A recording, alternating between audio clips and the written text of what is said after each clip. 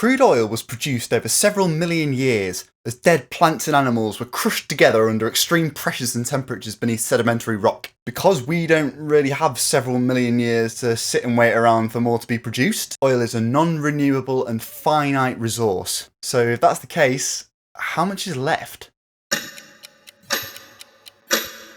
Crude oil production first started in 1848 after Scottish chemist James Young discovered that it was possible to distill the stuff into fuels and lubricants for machinery. Just 15 years after his discovery, thousands of barrels of oil were being produced around the world every single day. By 1910, that number had increased to over 700,000 barrels a day. By 1965, almost 31 million, and today, it's estimated that over 98 million barrels of oil are consumed around the world every single day. Which begs the question, what do we use it all for?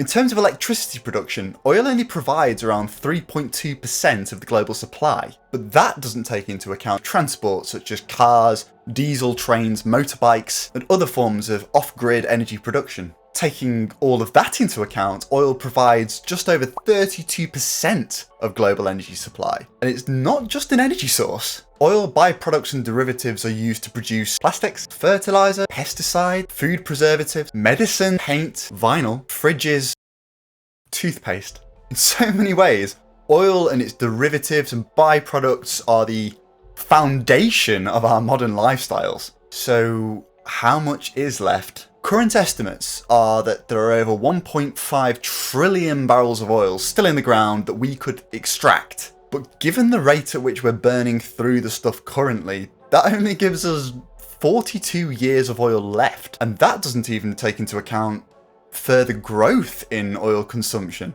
It simply assumes that the rate at which we're consuming oil now will just continue into the future. In fact, oil consumption is still growing. Between 2008 and 2018, global oil consumption increased by an average of 1.3% every single year.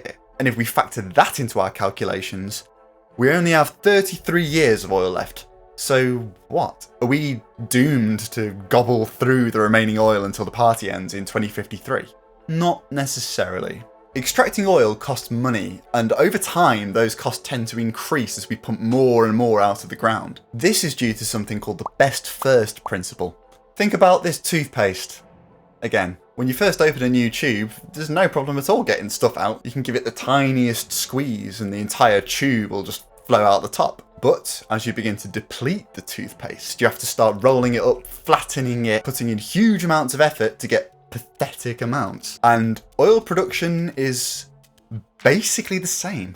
The easy, cheap oil tends to be the first oil to be extracted because it's more cost effective. Over time, however, like with the toothpaste, this leads to depletion and a higher proportion of the more difficult, awkward oil left at the end. The ability to keep bringing new wells online almost constantly has somewhat masked this effect. But over the long term, as new discoveries begin to dry up, then so will supplies. If demand for oil holds up, then declining supply will of course lead to rising prices. But that's not the end of the world. It might be a good thing if renewable forms of energy, such as wind and solar, continue to get cheaper over time. There will come a point where they are cheaper than oil. In this way, rising oil prices could really help to spur on the transition away from fossil fuel-based energy production. So, when will we run out of oil? It's probably better to rephrase the question as, when will oil stop being cost-effective? In other words, there will always be some oil left in the ground, but that'll be the stuff that it's simply unprofitable to drill.